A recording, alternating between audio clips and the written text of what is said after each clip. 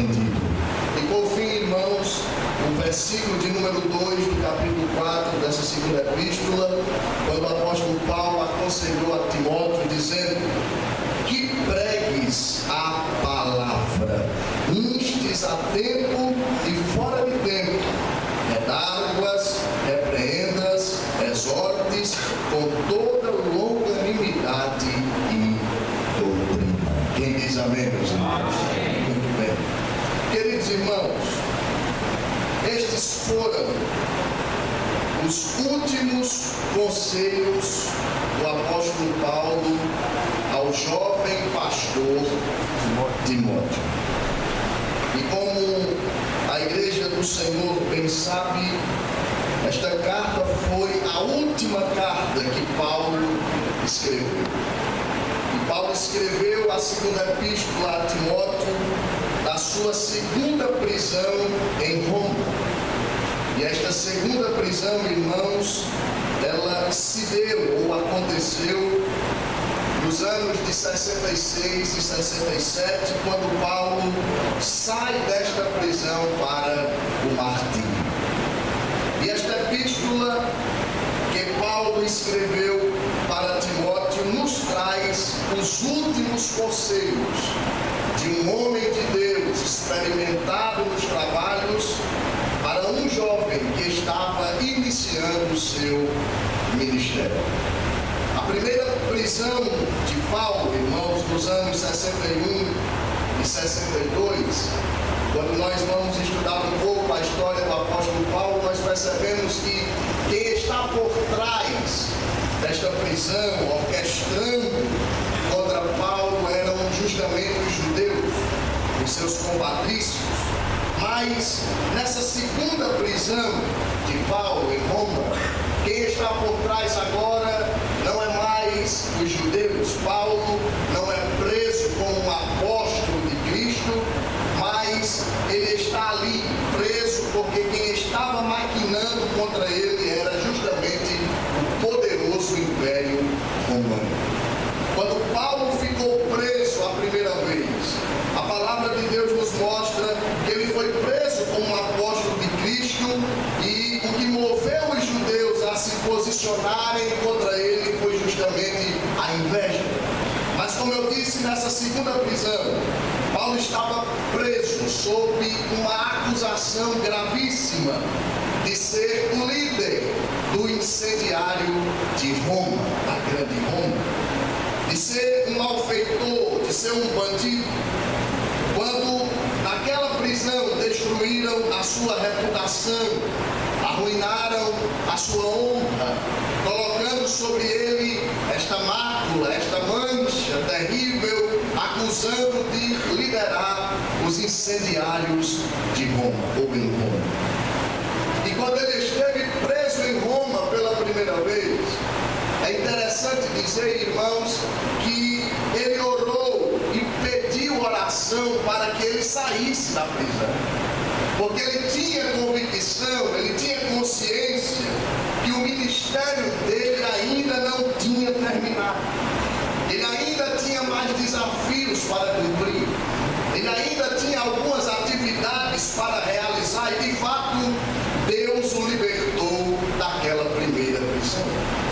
E ele cumpriu ainda sua missão, e a palavra de Deus nos mostra que ele deixou Timóteo em Éfeso, deixou Tito em Creta, passou por Nicópolis e muito provavelmente, dizem os estudiosos, ele foi para a Espanha, como era o seu propósito. Mas aqui, nessa segunda prisão, ele não pede oração para sair e nem ora para sair da prisão. Por que, irmão Javão? Porque ele escreve esta carta já como um homem sentenciado à morte. Paulo já estava no corredor da morte, esperando o dia do seu martírio e o dia da sua execução. E quando nós lemos, irmãos, esta carta com atenção, com cuidado, e você pode ver comigo aí, por favor, em 2 Timóteo, capítulo 2, versículo de número 9, o apóstolo Paulo, ele revela que está sofrendo prisões, algemas, como um malfeitor. Veja o que ele disse, capítulo 2, versículo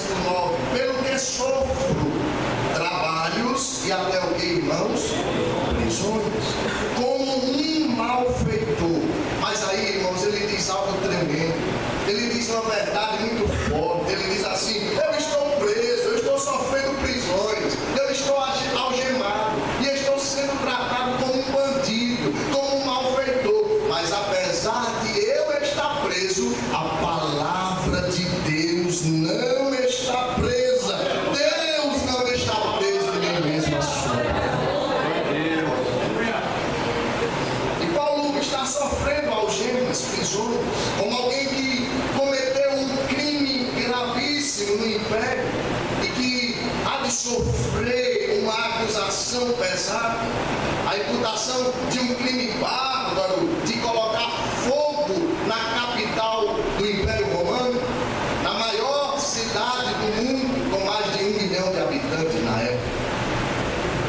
E as consequências, as reverberações dessas acusações feitas a Paulo, trazem para ele, ou fazem com que ele comece agora a sofrer alguns reveses, algumas consequências muito pesadas para aquele homem de Deus, que trabalhou muito para Jesus, que fez muito pela obra do Senhor. E ele retrata isso, essas consequências daquela acusação, irmãos, no capítulo 1 e versículo 15 desta carta. Veja comigo, por favor. Paulo diz assim: bem sabes isso, que os que estão na Ásia, todos se apartaram de mim, entre os quais foi Fígelo e Hermógenes. Sabe o que é que Paulo está dizendo aqui, irmãos? Que todos da Ásia haviam abandonado. E sabe quem são esses da Ásia? Os seus próprios filhos da fé. Aqueles que, direta ou indiretamente, Paulo ganhou para Jesus. Os crentes da igreja que ele fundou, Paulo está dizendo assim: os da Ásia me abandonaram. Eu fiquei sozinho. Os membros da igreja que ele mesmo havia plantado. E esses irmãos e irmãs, ao perceberem que Paulo estava debaixo de uma acusação tão pesada, sabendo também, irmãos, que a perseguição aos cristãos estava em ondas crescentes, chegando cada vez mais perto deles, começaram a abandonar a fé, começaram a deixar a igreja, começaram a se envergonhar do Evangelho. E diz a palavra de Deus, irmãos, que muitos cristãos estavam sendo crucificados, queimados vivos. E por isso muitos outros acovardaram-se, intimidaram-se, abandonaram o apóstolo Paulo, deixando-o sozinho à sua própria sorte. Mas diz a palavra de Deus que, se isso não bastasse, veja comigo capítulo 1, versículo de número 8, a Bíblia diz que o seu próprio filho, Timóteo, na fé, ele agora estava com medo, envergonhado, um jovem enfermo, tímido, e que, em face das pressões, irmãos, tanto internacionais como pressões locais, de uma perseguição que estava vindo sem precedentes para alcançar Timóteo e os crentes que ali estavam, diz a palavra de Deus que ele se acovardou. E agora ele começou a ficar com vergonha do seu pai na fé. Mas veja o que é que Paulo disse a Timóteo no capítulo 1, versículo 8. Paulo encoraja Timóteo dizendo assim: portanto, não te envergonhes do testemunho de nosso Senhor. Aí ele diz assim: nem de mim, Timóteo, que sou prisioneiro seu. Aí Paulo encoraja aquele jovem dizendo: participa das aflições do Evangelho, segundo o poder de Deus. Paulo estava dizendo a Timóteo: não tenha vergonha de Deus, não tenha vergonha de dizer que é crente, e nem tampouco tenha vergonha de dizer que você é meu filho na fé, Timóteo. Antes, participa das aflições, porque no meio das aflições tu vais provar do poder de Deus. Mas a situação foi tão crítica, que quando marcaram a audiência para Paulo apresentar a sua primeira defesa, quando Paulo chega nessa audiência, isso está escrito em 2 Timóteo 4:16, ninguém, absolutamente ninguém, foi ao ao seu favor. Veja se não foi. 2 Timóteo 4,16. Abra a sua Bíblia, por gentileza. Vamos ver a palavra. Veja o que aqui Paulo disse. Ninguém me assistiu quando, irmãos, na minha primeira defesa. Aí ele diz assim: antes todos estavam comigo. Foi assim, jovens? Diga comigo: antes todos me desampararam. E ficou sozinho. Não tinha ninguém para o defender. E isso, irmãos, o fato de quando ele foi apresentar a sua defesa não ter ninguém ao seu favor, corroborou para que aqueles que ali estavam tivessem certeza que ele era o culpado. Ele era o cabeça dos incendiários de Roma. Foi ele mesmo. Foi ele mesmo quem fez isso. Porque olha aí, não tem ninguém para defendê-lo. Não tem ninguém ao seu favor. Todos o desampararam. Todos os desampararam. Mas diz a palavra de Deus, irmãos, que por isso Paulo, ele sofre agora a pena de morte. E como um romano que ele era, ele não sofre a pena de morte comum aos cidadãos comuns daquela época, que era a crucificação. Mas diz a palavra de Deus que porque ele era romano, ele recebe uma pena de morte, mas a pena de morte que Paulo recebeu foi a decapitação, ele foi degolado. E é nesse cenário, é diante desses fatos, que Paulo, preso em Roma, em uma masmorra fria, úmida, escura, que os estudiosos da palavra de Deus dizem que os homens que para ali iam, ou saíam leprosos, ou saíam para o martírio, que Paulo decide escrever para o seu filho na fé Timóteo e lhes dá os últimos conselhos. Um homem experimentado, um homem experiente, um homem que provou do que ninguém no Novo Testamento provou e recebeu, que ninguém no Novo Testamento recebeu. Ele escreve para Timóteo os seus últimos conselhos. E nesses conselhos pastorais, Paulo vai dar algumas orientações para Timóteo, alguns imperativos que servem para nós ainda nos dias de hoje. E é sobre esses conselhos que eu desejo falar à igreja do Senhor nesta noite. Quem diz amém?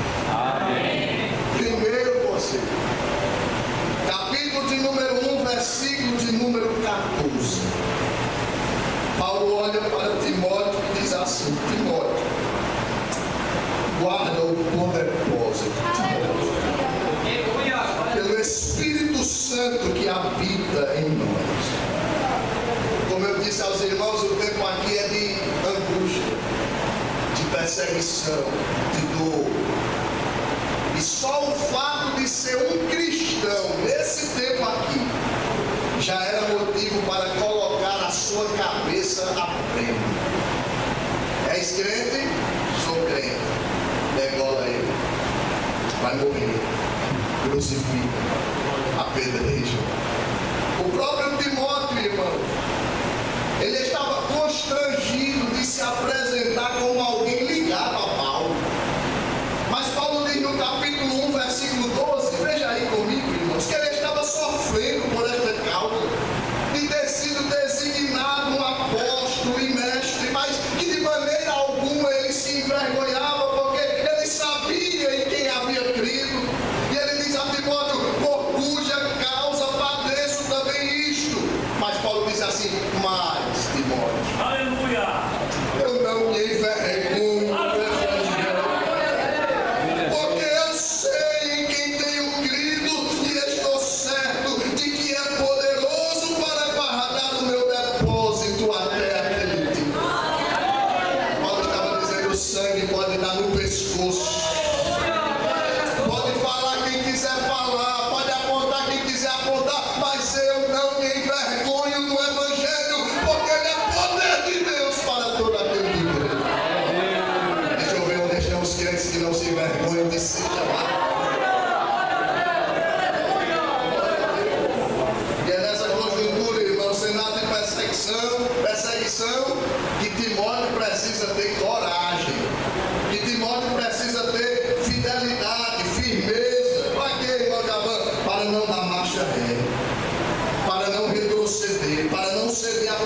coração, para não cair nas malhas das outras doutrinas que estavam caindo na graça do Império Romano. Paulo diz a Timóteo: coragem, firmeza, fidelidade, não volta. Timóteo, guarda o poder.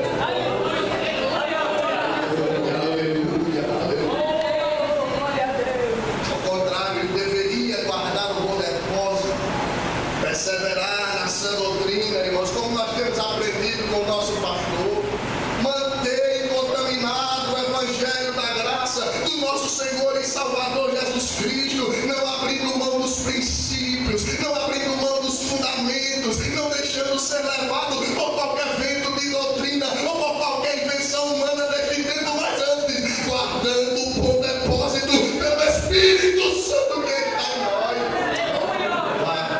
Glória a Deus. Coragem, Timóteo. Talvez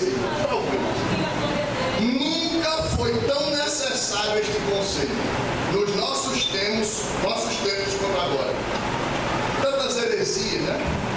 O liberalismo teológico de um lado, o sincretismo religioso do outro, tantas pessoas aí negociando as verdades absolutas de Deus, até por vantagens pessoais. Mas Paulo diz que a Timóteo assim: Timóteo, guarda bem o depósito.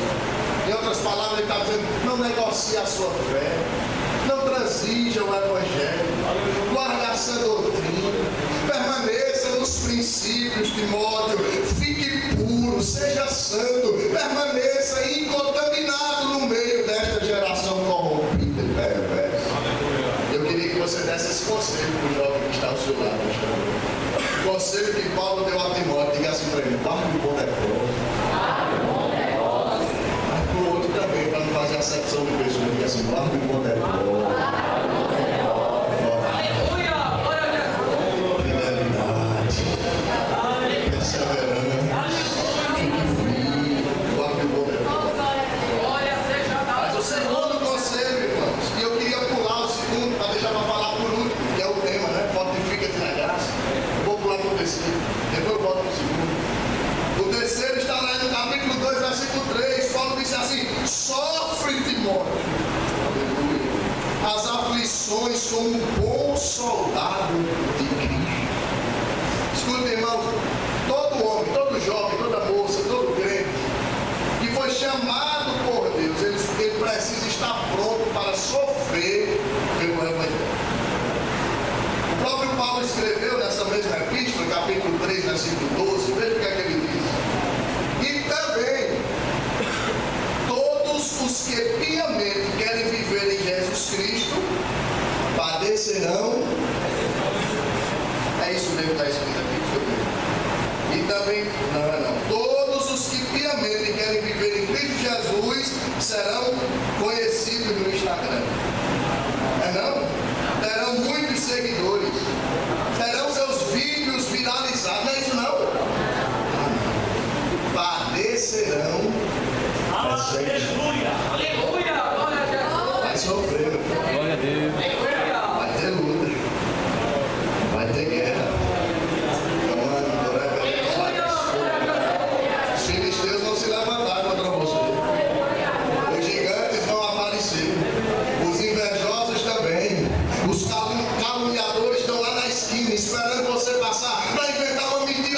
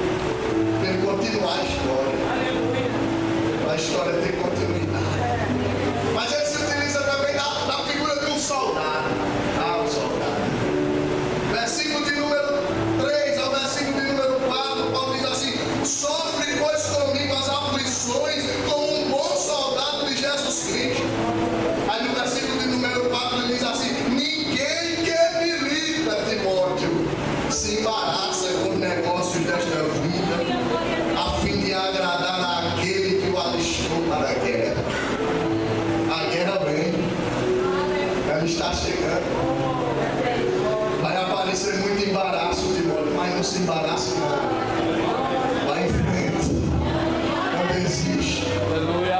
Não tome a forma deste mundo, não, mas permaneça fiel, permaneça de pé, com a cabeça erguida, porque ele te diz, Timóteo, eu sou o teu escudo, eu vou na tua frente, eu sou o teu grandíssimo galardão, eu te levarei os caminhos tortos, eu quebrarei os ferrolhos de ferro, eu despedaçarei as correntes de bronze, eu endireitarei o caminho. Vai, Timóteo, que eu vou na frente.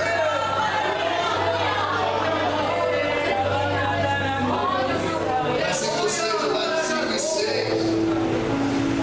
Paulo se utiliza na figura do atleta, né? No versículo 5 ele diz assim: e se alguém também milita ou corre a sua carreira, ele diz assim: não é coroado se não militar legitimamente. Olha aí, aqueles que estão correndo a carreira da fé precisam correr legitimamente. Sabe por quê? Porque tem muita gente correndo e quando chegar no final não vai receber o prêmio. Por que, irmão Japão? Eu digo isso com temor e tremor. Porque não estão correndo legitimamente. Não estão seguindo a lei, as regras. E nós temos uma regra, temos sim. A Bíblia é a nossa única regra de fé e prática. Qual é o segredo para ganhar o prêmio? Correr legitimamente. E Paulo estava dizendo para Timóteo: não se embarace. Corra segundo as regras. Você vai chegar. Do versículo 6 ao versículo de número 13, ele se utiliza da figura do lavrador. E ele vai dizer assim: o lavrador que trabalha, ele deve ser o primeiro a gozar dos frutos. Considera o que digo, porque o Senhor te dará entendimento em tudo, Timóteo. Eu vou usar um exemplo aqui, por exemplo, para eu escrever esta palavra, eu precisei meditar, precisei estudar, eu precisei gastar tempo, mas eu fui o primeiro a me alimentar dela. Assim é o lavrador que trabalha dignamente, ele é o primeiro a comer e a gozar dos frutos. Paulo estava dizendo a Timóteo: Timóteo, vale a pena trabalhar, vale a pena fazer a obra, porque a recompensa virá primeiro para você, meu filho. Versículo 14 ao 19, ele se utiliza da figura do obreiro. E eu não vou falar dessa porque não me cabe falar dessa. Mas ele traz as características de um bom obreiro. Está escrito no capítulo 2, versículo de número 14. Ele diz assim, versículo 15: ele diz: procura apresentar-te a Deus aprovado, como obreiro que não tem de que se envergonhar e que maneja bem a palavra da verdade, Timóteo. Nos versículos 20 ao 23, ele fala dos vasos. Ele diz assim, que a gente precisa ser vaso de honra. Aleluia. Glória a Deus. Ele diz assim: olha, numa grande casa não somente há vasos de ouro e de prata, mas também de pau e de barro, uns para a honra, outros porém para desonra. Aí você vai dizer para o irmão que está ao seu lado esta noite, diga assim para ele: você é vaso. Diga: você é vaso. Agora olha para os olhos dele e diga assim: de honra. Ele usa vaso de ouro, né? Vaso de prata, vaso que acha que é alguma coisa, mas ele usa vaso de barro. Ele usa o pequenininho. Ele usa aquele que não é nada.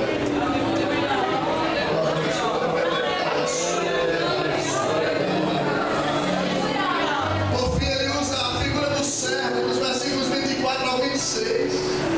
Ele diz: ao servo do Senhor não convém contender. Mas como é que tem que ser o servo? Diz assim: tem que ser manso para com todos, apto para ensinar, sofredor. Versículo 25: instruindo com mansidão os que resistem, a ver se porventura Deus lhe dará arrependimento para conhecerem a verdade. Então Paulo está dizendo a Timóteo, sofre pelo Evangelho. Paulo não está dizendo a Timóteo, fique famoso pelo Evangelho. Não, ele está dizendo, você vai sofrer, você vai padecer perseguição, mas Jesus está com você. Vale a pena sofrer por ele. Vale a pena padecer por ele. Quarto conselho, que é o terceiro. Capítulo 3, versículo 14. Estou correndo para terminar. Ele diz assim: permanece naquilo que aprendeste e de que foste inteirado. Permanece. Irmãos, começar alguma coisa é muito importante, mas melhor do que começar bem é terminar bem. Jesus disse, Mateus 24, 12 e 13: por se multiplicar a iniquidade, o amor de muitos esfriará, mas ele disse assim: mas aquele que perseverar até o fim, este será salvo. Veja o que diz a Bíblia em Hebreus capítulo 10, do versículo 35 ao 39. Está escrito assim: portanto, não percam a confiança de vocês, porque ela tem grande recompensa, porque vocês precisam perseverar, para que, havendo feito a vontade de Deus, alcancem a promessa, porque ainda um pouquinho de tempo, que há de vir virá e não tardará. Aí o Escritor diz assim: mas o justo viverá da fé, e se retroceder, dele a minha alma não se agradará. Mas ele diz assim: nós, porém, não somos daqueles que retrocedem para a perdição, mas daqueles que creem para a conservação da alma. Está dizendo a Timóteo, permanece naquilo que aprendeste. Por quê? Porque está escrito em Eclesiastes 7:8 que melhor é o fim das coisas do que o princípio. Perseverar a capacidade de suportar a dificuldade do presente, de olho no galardão do futuro. E a essência da perseverança, irmão, sabe qual é? Guardar a fé, guardar a confiança em Deus. Veja o que ele diz no capítulo 4, versículo 7. Ele diz assim: combati o bom combate, acabei a carreira, mas guardei a fé. Isso é a essência da perseverança. Aconteça o que acontecer, venha o que vier, a sua fé precisa ser guardada. Você precisa permanecer naquilo que você aprendeu. Em contrapartida, eu preciso dizer isso: do outro lado da balança existem aqueles que infelizmente acabam perdendo a sua fé. Paulo, por exemplo, escreve a Timóteo na primeira epístola, capítulo 1, versículos 18 e 19. Ele fala de pessoas, irmãos, que naufragaram na fé.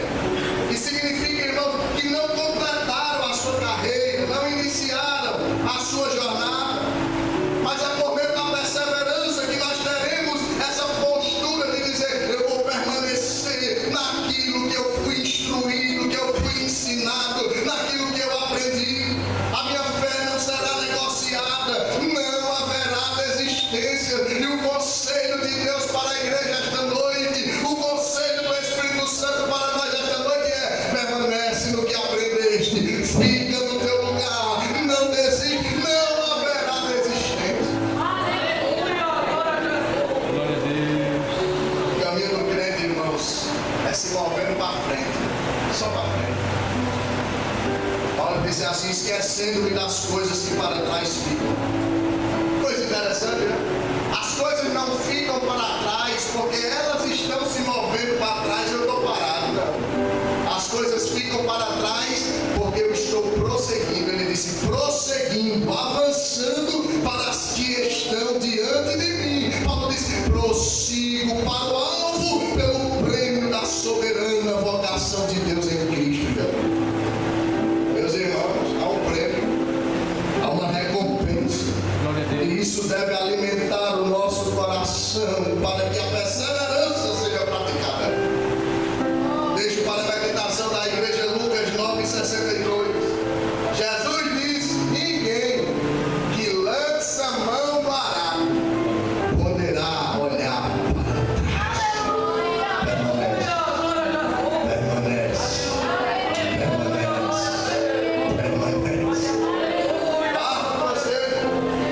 Paulo disse: pregues a palavra, instes a tempo e fora de tempo. Ele disse: pregue a palavra.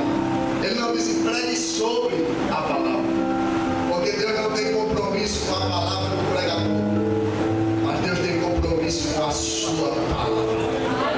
Ele disse: a minha palavra não tornará vazia, não vai voltar vazia, antes vai fazer o que me apraz, vai prosperar aquilo que eu quero, aquilo que eu tenho vontade. Pregue a palavra. Esses últimos dias da igreja sobre a terra, Deus está procurando os pregadores que pregam a palavra. Eu não sei se no seu coração há disponibilidade para ser usado por Ele, para receber a revelação que vai descer dos céus para a terra na sua mente. E diante de tudo isso que foi pregado, qual é o último conselho de Paulo a Timóteo? Meu filhinho, eu sei que tu és muito moço, eu sei que a perseguição está grande, eu sei que muitos não te consideram e nem acreditam em ti, eu sei que está difícil, tu és enfermo, mas fortifica-te na graça. Em Cristo Jesus a graça.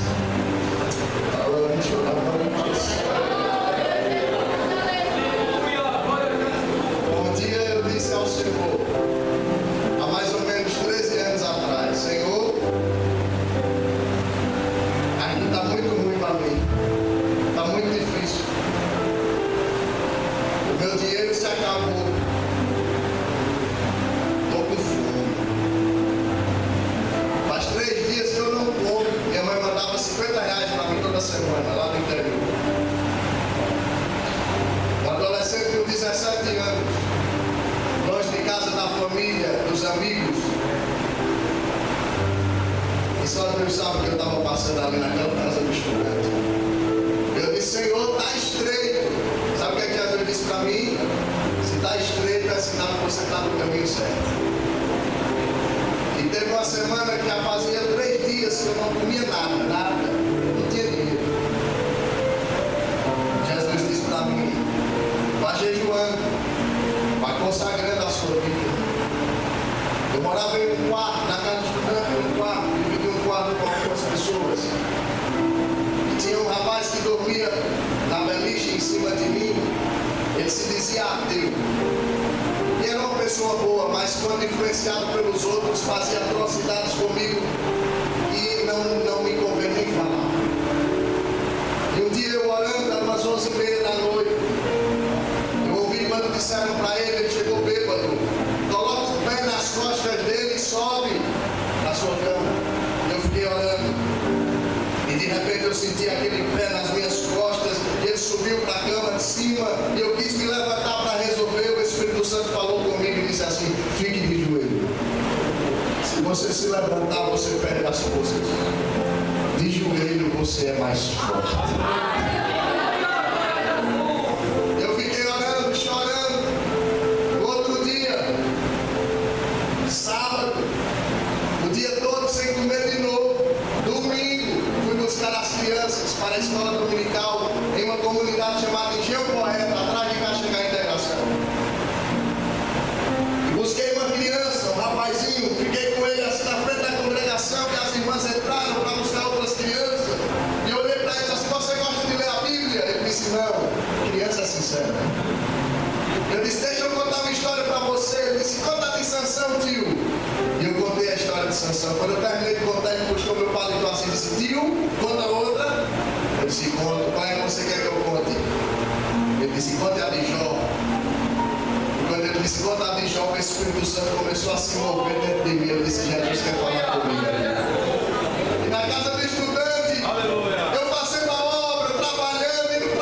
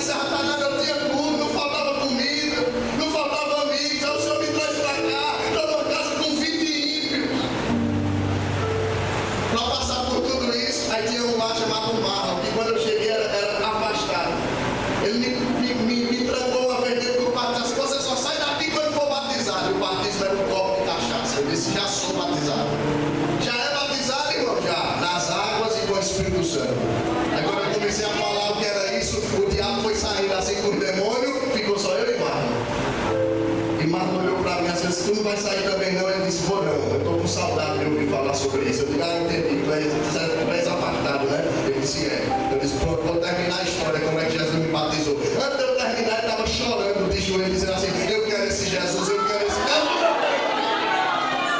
Ele cantava muito bem, eu lá no tanque, aleluia, lavando a farda para ir na campanha. Daqui a pouco eu escuto o Marlon cantando, ressoando a música lá na casa do estudante, e a música era assim,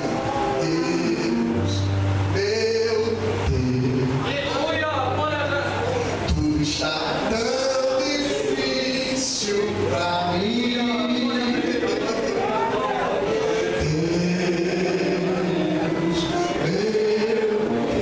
Deus, fique de pé em nome de Jesus. Muitos me perguntam onde tu estás dentro de mim. Minha alma se Aí o hino dizia, mas tua mão com tudo me escolheu,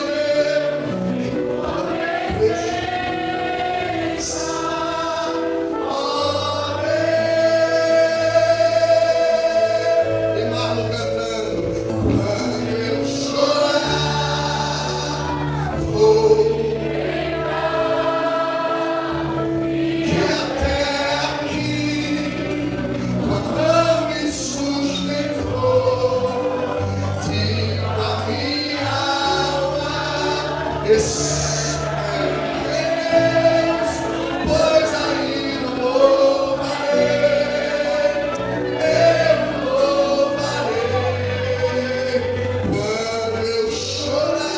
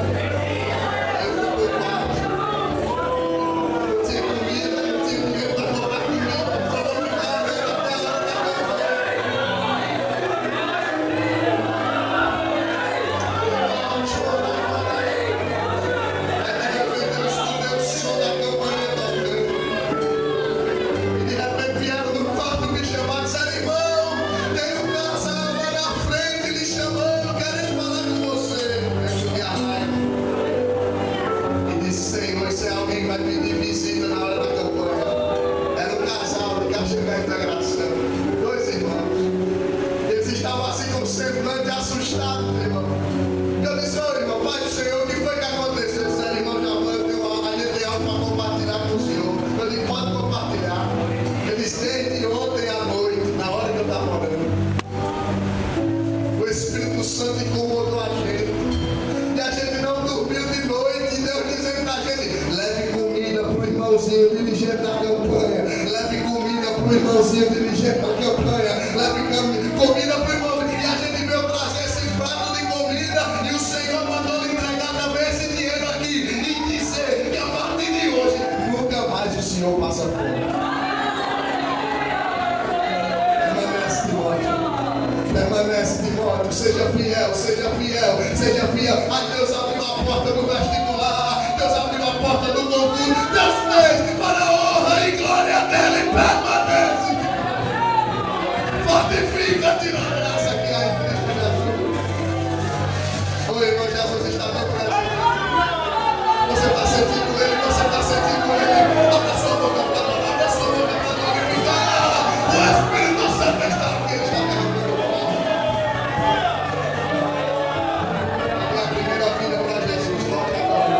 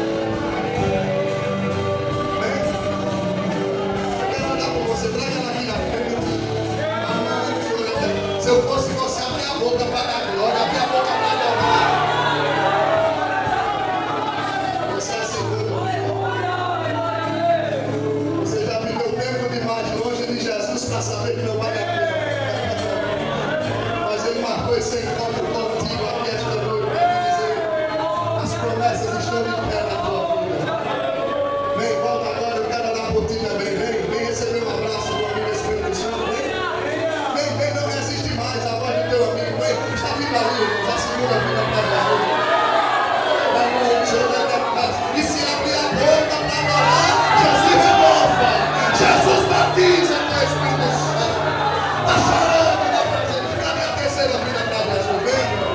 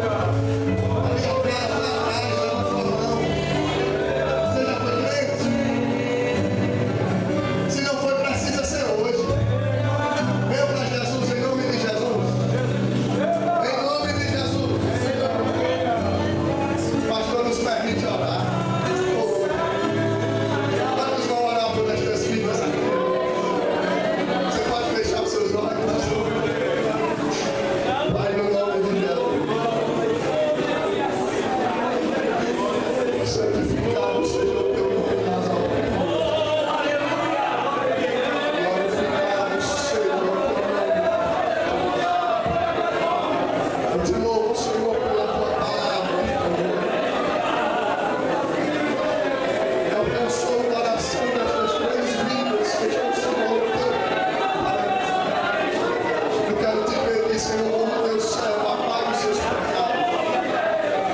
Escreva o seu nome no livro da vida. Sustente, ajude teus caminhos. Segura nas mãos dele, Senhor, para eles nunca mais, jamais saírem da tua presença. Renova as promessas agora, Senhor.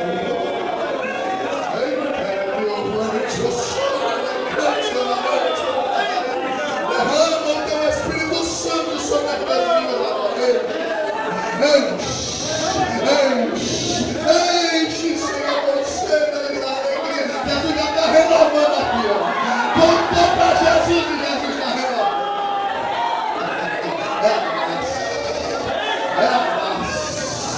É a graça. Você dá-lhe, Senhor, da alegria nessa noite. Meu irmão, minha irmã, abra sua boca para adorar, para glorificar. Você que já é batizado, receba a renovo de Deus, receba a graça.